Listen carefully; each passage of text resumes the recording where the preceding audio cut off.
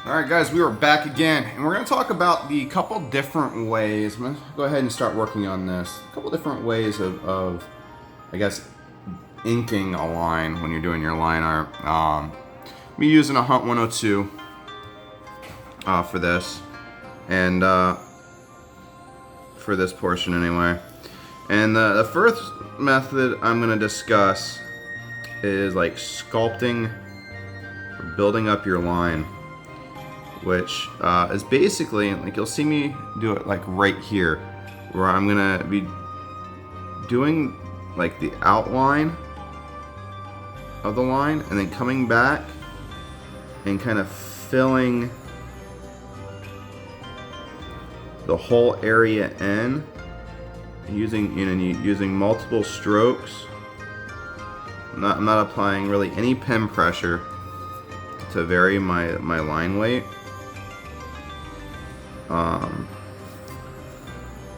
I'm using multiple strokes and using the surface tension of the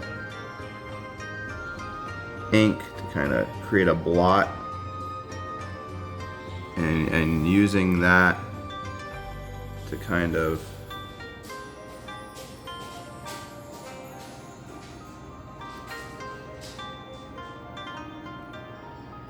create my line. And then I'll go back in, smooth out the lines, do some rendering here, and blend this area here.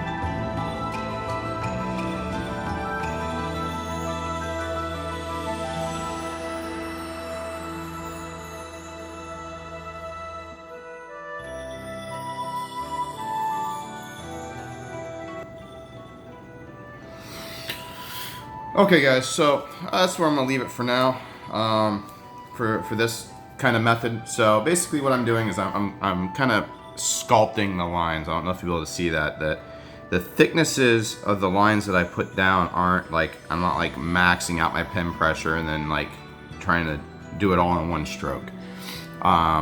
the pros of this method are you really have like ultimate control over your lines, because you're going to be building them up exactly the way you want it, which allows you to get some really cool dynamics, like really angular changes in line weight,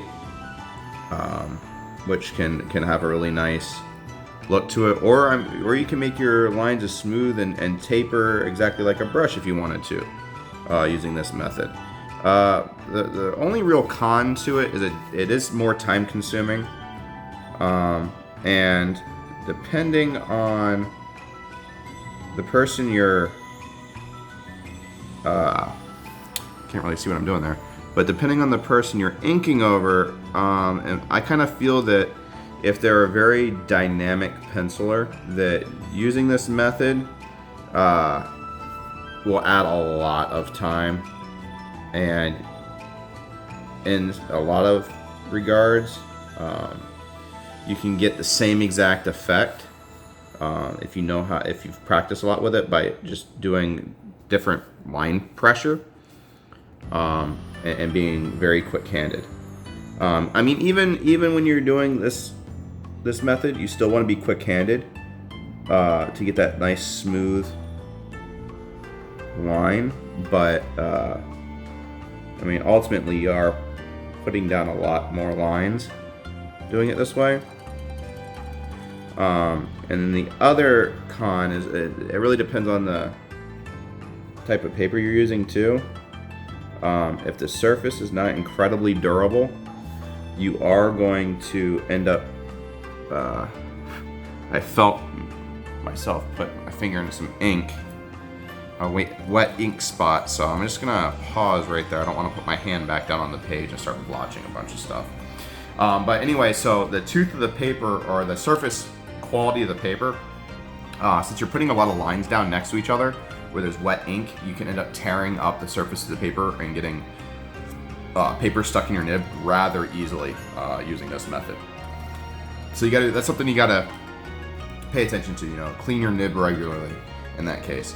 Now, the next method, nib choice can play a big part in this, in my opinion. I'm still gonna try to do this with the 102 nib, since the lines aren't super thick on this. But now the next way is to try to get as many of the lines to the correct thickness in one stroke. Now, this is impossible to do in one stroke. I'm just going to go ahead and say that. It is impossible. There's some building you have to do, or some prep work of the line you have to do in order to make it happen. But you can get 70 to 90% of the line in place in one stroke, and then go from there. And a lot of times you'll see me just do 2 strokes on a line, kind of in different fashions that will give me my final line, and it results in kind of like a sketchier, less polished look, but it's something that I think looks very alive. So I'm gonna go ahead and try to demonstrate this here. So I'm just gonna kind of get my line started here. Now my nib doesn't want to cooperate.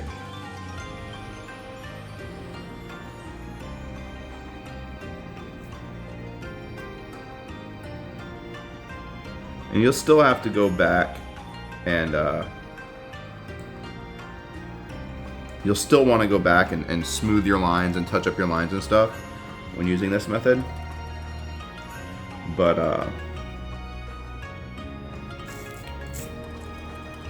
I really like the way this particular method looks at the end, and I don't know why I'm rendering like that, and it's gonna look terrible if I continue. So let me flip the page back around.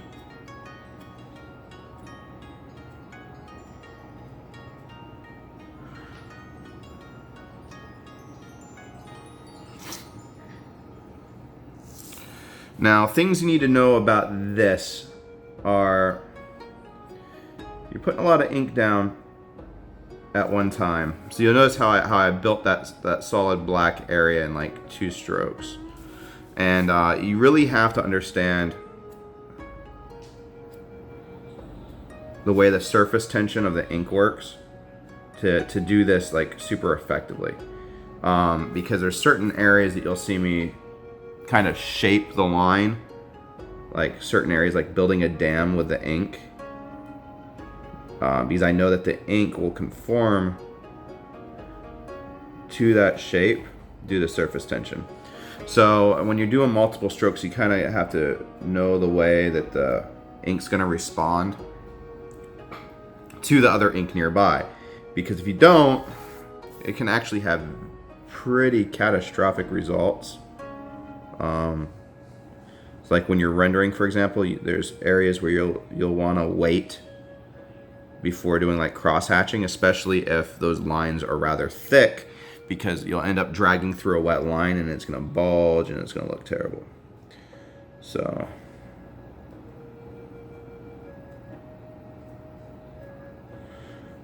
I'm just going to go ahead and kind of get this rendering done.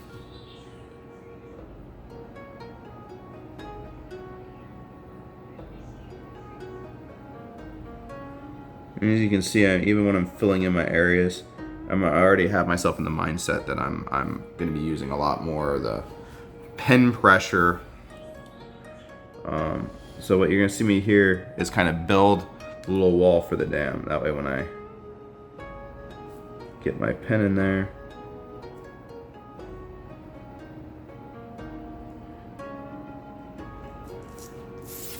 it kind of has the shape that I want. I'm going to kind of correct this line a little bit, smooth it out.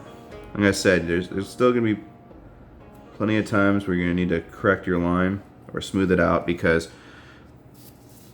obviously you need to be concerned with the final image.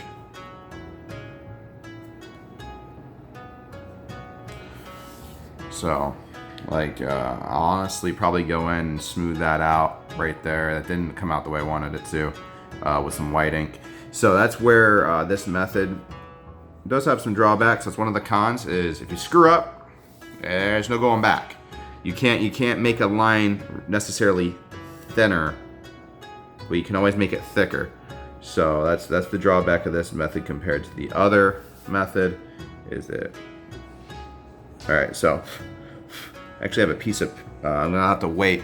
Okay, so right here I have a piece of paper that tore up. I gotta be really careful with that spot because, yeah, see the ink, it tore up right there. So that's some really soft area right there. That's not dry. So I gotta wait for that area to dry before I do any more rendering in that area. And honestly, I don't think I'll have to do any more rendering in that area. So, and I have paper in my nib. So that's what I was talking about with the other method, is if you go over an area that's wet, you gotta be careful with that, because you get that paper in your nib and you're gonna be screwed. And what you saw me do just then was resetting the nib. The tines were kind of messed up.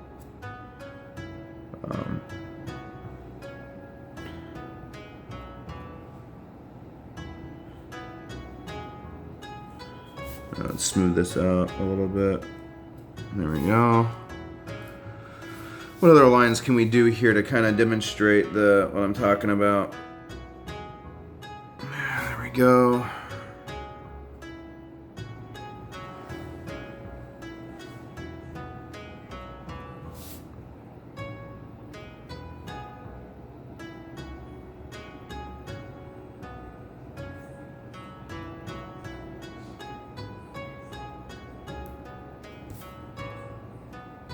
And this is honestly, what you're seeing me do right now is honestly the way I ink the majority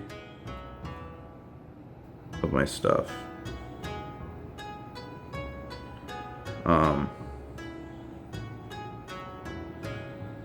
The reason for it is it allows me to, I feel I work at I work at a quicker pace when I ink like this. And honestly, I don't think if I go through and render the entire piece like I did on the other part that you're really going to see too much of a difference at this point, like this process, because I'm kind of in the details now. And I mean, honestly, the way you're going to do the details at this point, it isn't going to be too different. I mean, it really shouldn't be any different. because I'm just doing the exact same lines I did before at this point. So not much to see here. So, but let's say this line right here. So I went off a little off course with that line. That's what white ink's for. I'm not even worried about, I'm not going to stress it.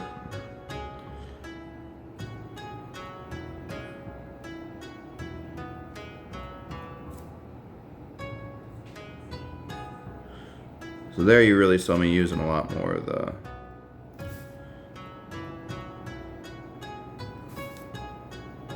to correct that line, but here you see me using a lot more of the pen pressure to kind of get that line weight that I want right off the bat. But like I said, doing it this way really does take practice, because like I said, you can always make a line thicker, but you can't make a line thinner. So if you're doing this and you're gonna try to lay down a line, always err on the side, you know, on doing the line thinner than you think what it needs, because just go back in and throw in a second line, kind of overlapping them, and that will make the line thicker. You know, so. But you get the idea here. I'm really just doing the same exact lines that I did before at this point. Really not much to see here. I don't even think I'm gonna continue on this image, because like I said, it really is the exact same thing I just did here. But okay, so here's this line. So you see I'm gonna build a dam using the surface tension. I'm just gonna kind of throw that line in. And then this one, gotta be careful here because I'm sure there's wet ink in this area. But let's see here. This is where, that's what I was saying about erring on the, you know, side of caution. Go a little bit thinner and then build the line up. That's what I was saying, that no one really does true all one stroke, because you got to be concerned with the final product. So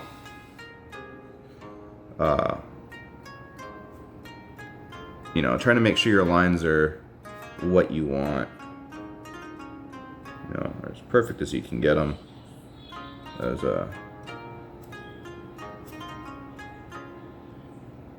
know, you're gonna still have to do some touch up.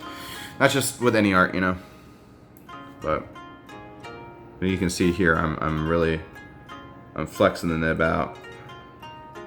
Now what you have to be careful is this, when you do this method, it does dump a lot of ink on the page, obviously, which means that line's gonna be wet, you know, it's gonna be a lot wetter than if you build it up, because if you're building it up, as you're drawing those thin lines, they're starting to dry, whereas if I lay down a big bead, it's gonna take a little bit longer to dry.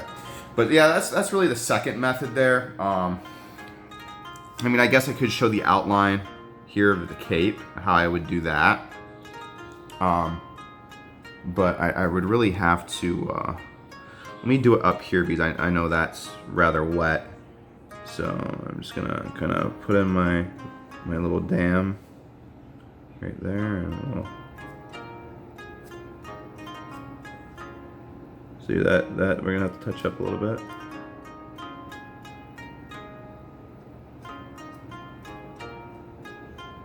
Oh, well, I guess I didn't dip enough ink in there.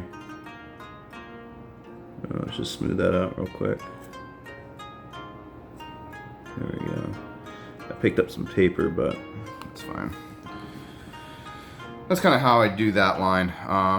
Nice and thick like that, and throw it all in. Honestly, for something like that, I'd use a G-pen, just because it's going to allow me to hit my line thickness a little bit quicker. Well, I'll show that right now. You just got to be really careful about what areas are wet real quick. So,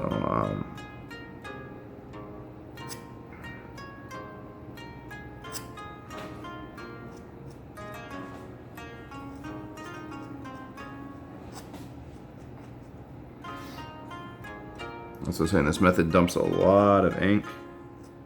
And scratching the crap out of this particular paper. And then, so like you can see there's some inconsistencies in my line. What I'm gonna want to do at this point is I'm gonna want to wait. I would never honestly try to do a line that thick in one stroke, unless it was with a brush. About the thickest I'd do in one stroke would be about like that.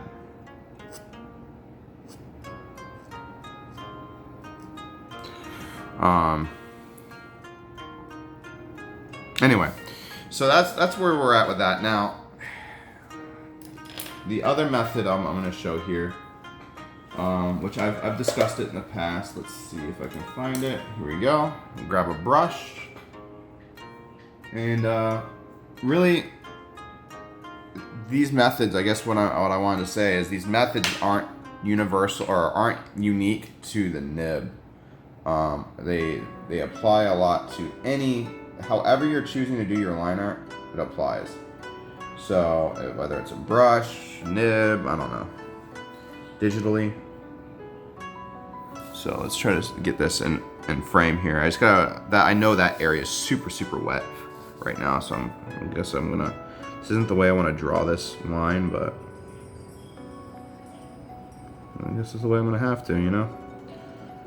So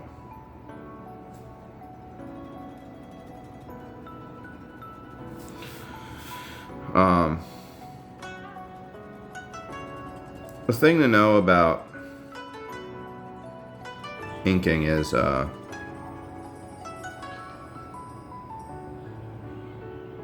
you are working on a final and permanent piece of an image. And while some strokes, especially when you watch professionals, some professionals may be doing super fast strokes, and that's because they've mastered that tool. Whatever tool they're using, they've mastered it. So that doesn't mean that as a beginner you need to go that fast. Does that mean that, especially like when you're dealing with traditional inking or even digital, really? See, I told you. I was worried about that happening. When you lay down lines like that are that thick, they stay wet a while, and that's something you gotta remain conscious of. And I was working on a different segment of the paper. My mind, was considering I was working on a different piece, so that's what happened there. What was I saying? Oh yeah. So your lines may not look because they are in fact moving quickly. But the thing to know is, even when they're moving that quickly, when they're throwing their line, they know, because their hand is trained to do that so much, that they know where that line's going to go. There's rarely going to be any surprises for them when they're doing that. So, but they're still taking a lot of care, making sure that line goes exactly where they want it to go. So the reason I'm saying that is, make sure when you're doing your line art that even though you're trying to, or you think that you need to move quick, take care to make sure that you're using the correct technique, I guess. That's what I want to say. That you're, for example, when I'm rendering here, I got to make sure that at the end of the stroke, I'm not putting the tip back down, or else I'm going to ruin my rendering. So I'm going to make sure that I'm pulling all the way up at the end of my stroke where I need to. Or else all I'm going to be doing is creating more work by having to go back with white ink and fixing issues. So when you're working with the brush, Obviously, I can do really thick lines if I want to with the brush, or I can do really thin lines. I can in a lot of cases I can do thinner lines with the brush than you can with a nib. But I also can do really thick lines. So it's really good to know which ways the brush will respond, like with this whatever shape that the tip of your brush is. You know, can you do that line in one stroke? And if so, what angle do you need to hold the brush at? Having a good brush with a lot of snap is like essential.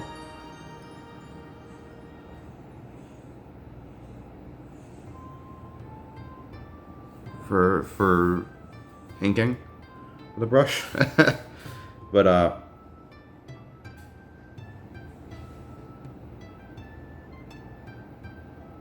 you know, you can see I'm doing a lot of the exact same technique, building my line up here and there, making sure that the line is as I want it. And even sometimes when I'm using a brush, I may go back with a nib. You know, well, I will go back with a nib to correct some lines, smooth some things out here and there. Because like I said, you want to be concerned. You don't want to take shortcuts when you're dealing with the quality of the finished image, you know? It's not really worth it to compromise the image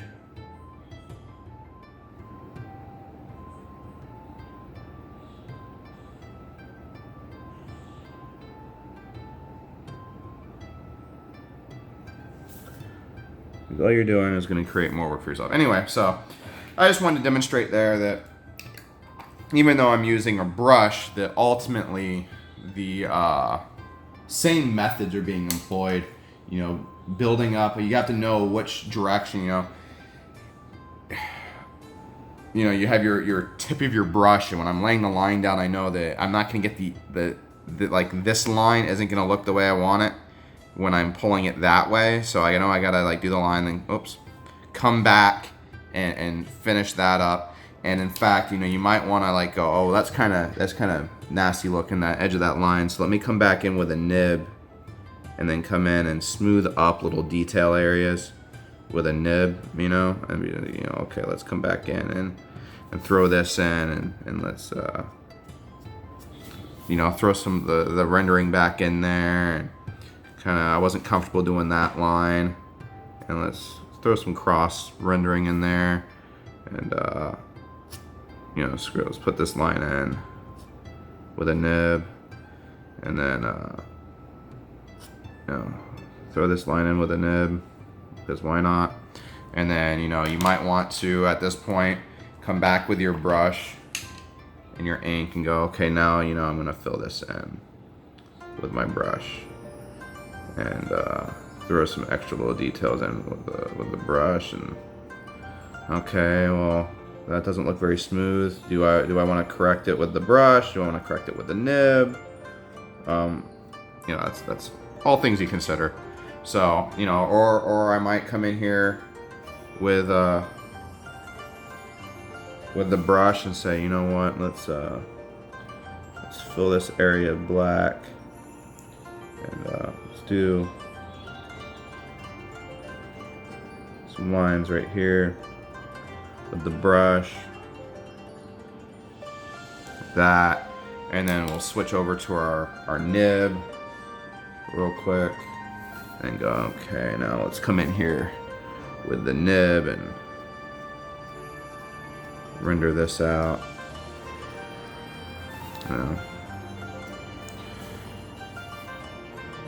And this is kind of the way, honestly, if I'm using a brush, what you're seeing is kind of the way I work. I'll kind of switch back and forth between the tools with what I think is necessary for that particular line. Anyway, guys, I just kind of wanted to show you the couple different methods of putting a line down. And I know this video is kind of long, and luckily I'm going to time lapse part in the beginning, but I just kind of want to show some of the ways of putting a line down that you really don't feel, the need to do it one way or another because you see me use a certain method that you have to use a certain method. In your own work, both are acceptable. There's professional artists that do both methods or a combination of the methods. So really, it's up to you.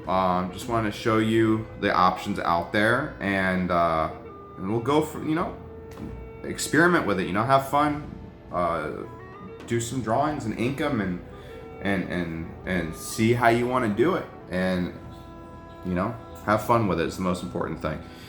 Anyway, guys, that's going to be pretty much it. I'm sure there's a lot of things I forgot about this video that I kind of wanted to talk about, but I really suck at multitasking when I'm drawing and trying to talk. And honestly, I should probably just start doing narrations for stuff.